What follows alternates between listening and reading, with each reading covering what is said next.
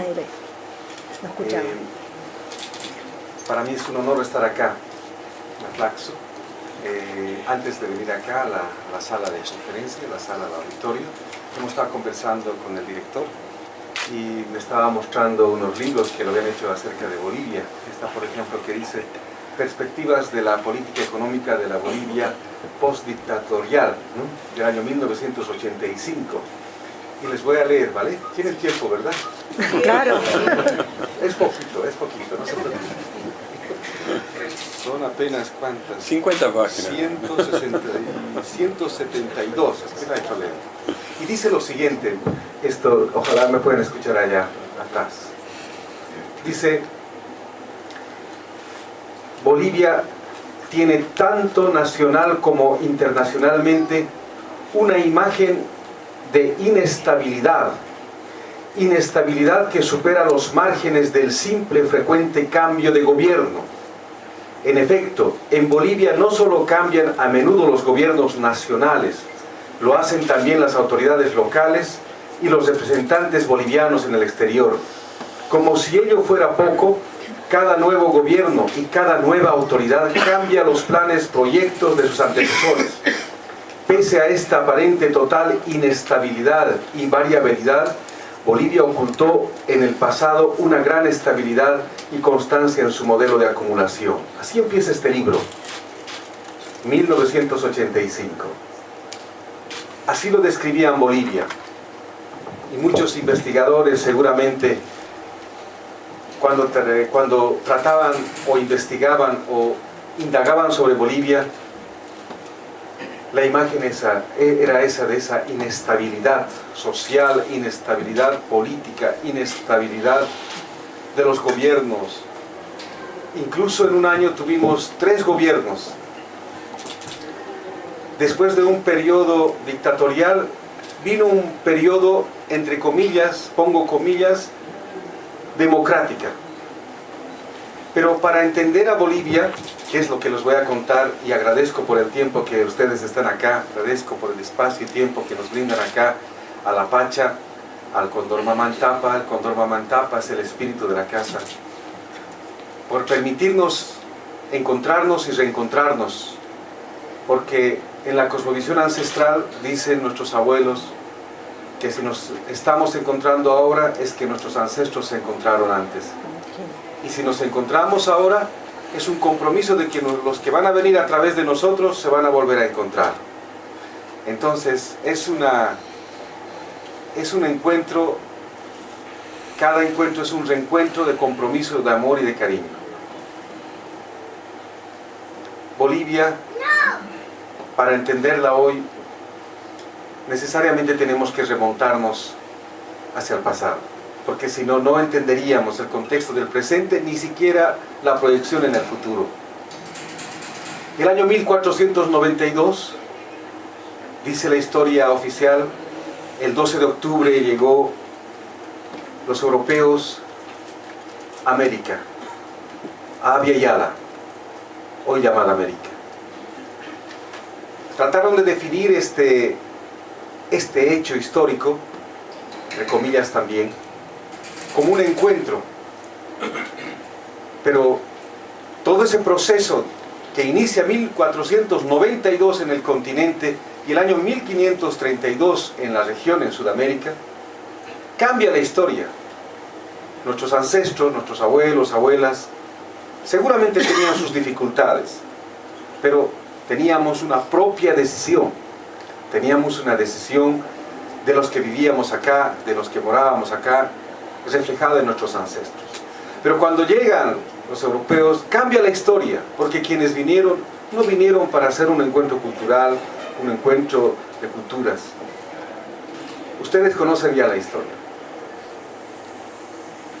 reflejada en el genocidio y en el etnocidio de las culturas ancestrales.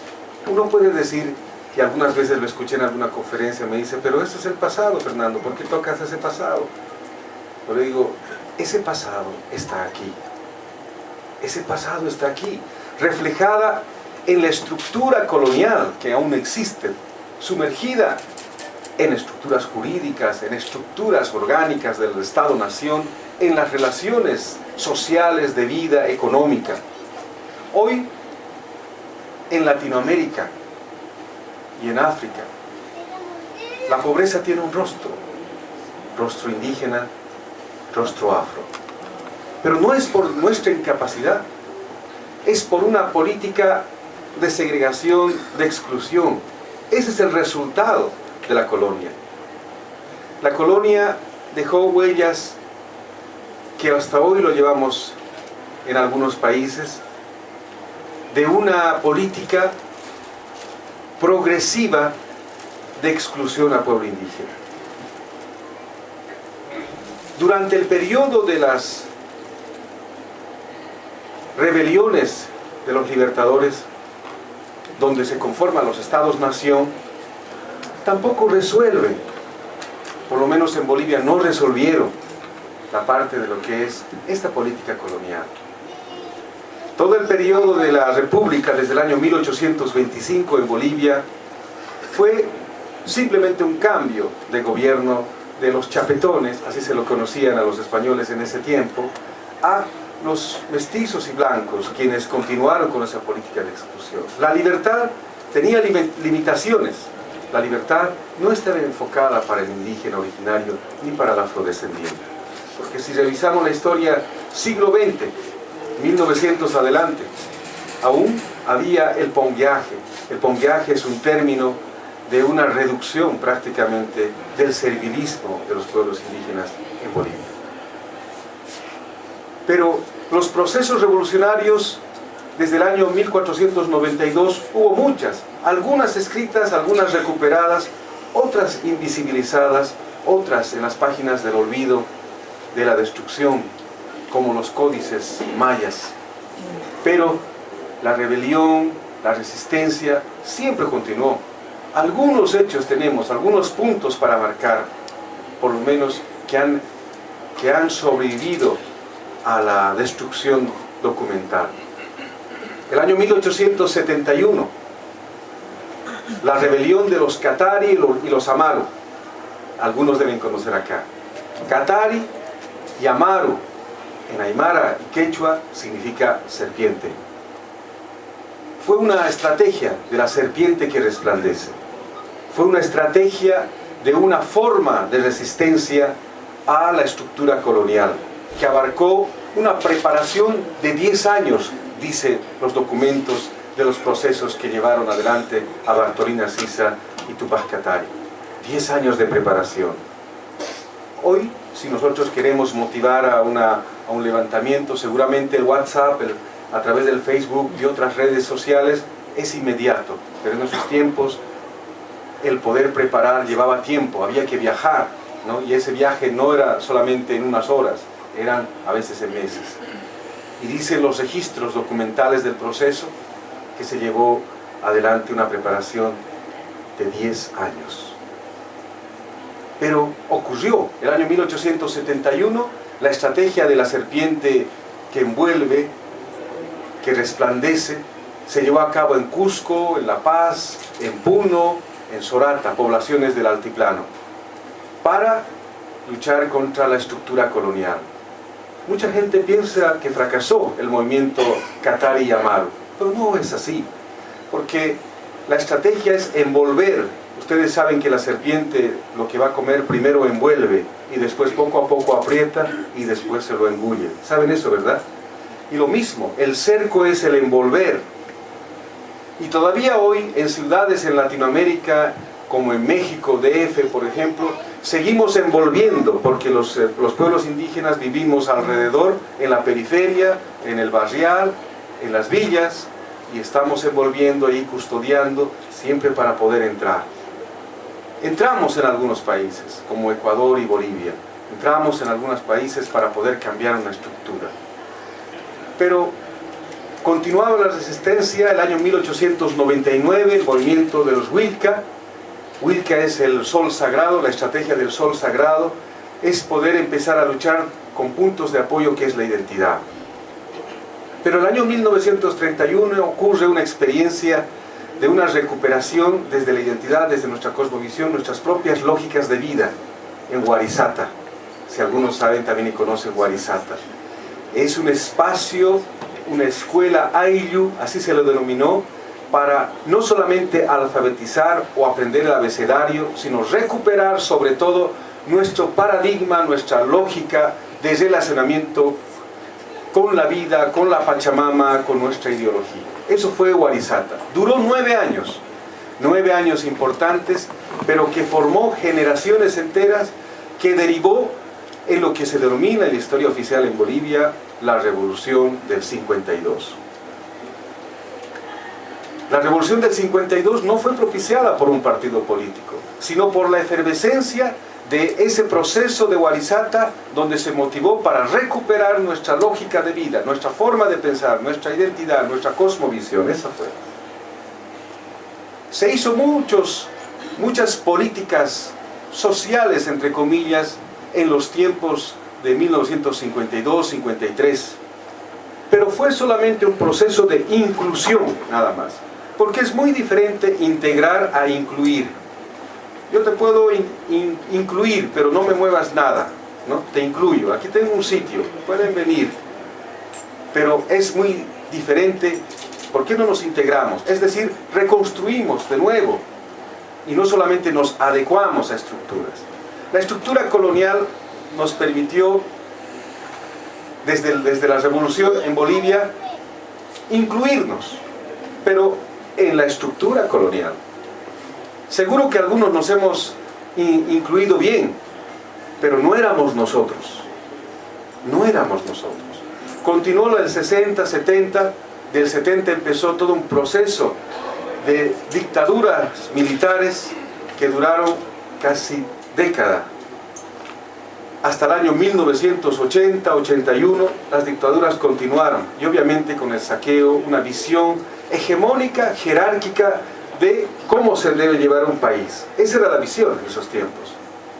Después empieza un periodo, el año 80, 81, 85, eso lo describe este libro, donde la inestabilidad también era la constancia, cambio de gobierno, crisis, inflación. Hubo una época en Bolivia que contábamos el dinero en montones, en millones contábamos. Ni los millones nos alcanzaba para comprarnos un pan. No había posibilidad de acceder. Sin embargo, la derecha conservadora, los intereses, los hegemónicos que estaban siempre en su estructura, se favorecieron incluso de la crisis y el hambre del pueblo, y se generó mucho capital para ellos y una extrema pobreza para nosotros. Eso estamos hablando de los años 80. En los 90 vino una oleada de privatización. En mi país se llamó capitalización. Con la perspectiva de mejorar la economía boliviana, dijeron vamos a capitalizar, pero era una privatización escondida. Nos hicieron creer de que los capitales extranjeros iban a resolver los problemas de deficiencia estructural de todas las necesidades públicas, y además iba a proyectar un país hacia el capitalismo. Pero no fue así. Al final desmantelaron todas nuestras estructuras públicas, desmantelaron todas las estructuras férreas, todas las necesidades básicas fueron capitalizadas, es decir, entregadas a manos particulares. Pero la extrema pobreza seguía aumentando en mi país. El año 1992, España propone celebrar los 500 años e invita al mundo para celebrar el encuentro, entre comillas, de dos mundos. Tocó el corazón profundo del indígena en Bolivia y del indígena en el continente. Un 21 de junio del año 1992 nos reunimos en Tiwanaku. Tiwanaku es la capital, antes de Cusco, de los procesos históricos en los Andes.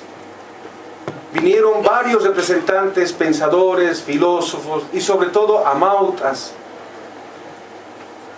Hampiris, Yatiris, es decir, personas sabias, abuelos y abuelas, para reunirse en Tiwanaku.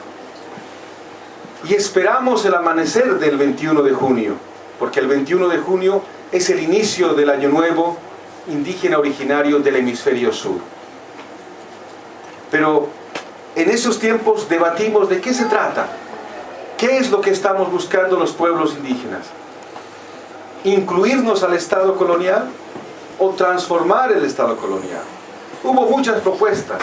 Algunas propuestas sectorialmente decían, no, necesitamos más vivienda, necesitamos empleos, necesitamos aumento salarial, necesitamos derecho propietario individual. Había muchas propuestas y todos fueron escuchadas por los abuelos del continente. Y los abuelos del continente dijeron, es decir, ustedes solamente quieren incluirse al Estado colonial. Y otro decía, tenemos que tomar el poder. Ustedes quieren manejar ahora el aparato colonial, decía. Entonces fue un cuestionamiento para los jóvenes y los pensadores en ese tiempo. Entonces dijeron, ¿quieren vivir mejor o vivir bien? Entonces, ¿vivir mejor qué es? Vivir mejor está ligado a la estructura moderna de consumir nada más. Vivir mejor es tener más, consumir más, que pareciera la lógica hoy del mundo y del ser humano bajo la visión del mercado. Entonces dijimos, no. Entonces, ¿qué queremos? Y ahí acude la lógica antigua, el summa camaña, el summa causa y el alguien causa. Es decir, vivir bien o buen vivir. Vivir bien, buen vivir ligado a recuperar nuestros equilibrios individuales, nuestros equilibrios de relacionamiento con la vida, con la familia, con la Pachamama. Y ahí recién entendimos la proyección de qué es nuestro horizonte en todo este proceso de levantamiento de los pueblos indígenas originarios. Se clarifica y decimos, nosotros no queremos vivir mejor, queremos vivir bien. No solamente es cuestión de tener más sueldo, no solamente es cuestión de tener más capacidad de adquisición. Si no cambiamos la lógica de vida, de ver el mundo, nos estaríamos insertando a la estructura que nosotros estamos cuestionando. Se necesita cambiar esa estructura, pero ¿bajo qué parámetro? Bajo el parámetro de la matriz de las culturas ancestrales. Ahí se diseñó el 21 de junio del año 1992 el vivir bien como perspectiva de cambio y el Estado plurinacional como proceso de cambio para migrar del Estado-nación republicano a las estructuras de nuestras propias lógicas de ordenamiento jurídico. ¿Y por qué el Estado plurinacional? Ahí cuestionó bien un hermano mapuche, hoy vocero, representante de los pueblos mapuches en el mundo, y dijo, ¿por qué nos vamos a integrar o por qué vamos a sostener las estructuras coloniales? Entonces dijeron muchos hermanos, es que en los pueblos que somos mayoría podemos cambiar a través de una asamblea constituyente toda la estructura jurídica. Entonces, en los pueblos que somos mayoría, en los estados que somos mayoría, vamos a pedir asambleas constituyentes originarias. Y en los pueblos, en los estados en los que somos minoría, vamos a pedir autonomía indígena. Así se trazó la estrategia en el año 1992. Y después, los derechos de la madre tierra. Bajo la concepción occidental, solamente el ser humano es el centro de toda la vida. Por eso es antropocéntrico la característica del Estado-nación y de la lógica moderna de relacionamiento. Pero para la lógica, para la matriz de los pueblos indígenas originarios, la madre tierra es lo más importante. Más aún, el ser humano se sume dentro de la madre tierra, reconociéndose como hijo de la madre tierra. Cambia el contexto de la matriz y el punto de apoyo, por lo tanto, las consecuencias en la lógica de relacionamiento en las estructuras públicas. Para viabilizar desde el año 1992, para encontrar las condiciones en los estados, primero ocurre las condiciones en Ecuador y luego en Bolivia. Se llama a las asambleas constituyentes y empezamos a transformar una nueva estructura bajo el concepto del Estado plurinacional, tanto de Ecuador como de Bolivia. Pero La estructura del Estado plurinacional no solamente es un cambio nominal, es todo un cambio de la matriz, de la lógica, del paradigma. Y en eso cambian también los principios y lineamientos constitucionales. Los principios y lineamientos constitucionales, tanto en Ecuador como en Bolivia, emergen de la cosmovisión ancestral, de la forma de ver el mundo. ¿Qué es una cosmovisión? Cosmovisión es una forma de concebir, es una forma de percibir, es una forma de entender, es una forma de comprender el mundo y la vida.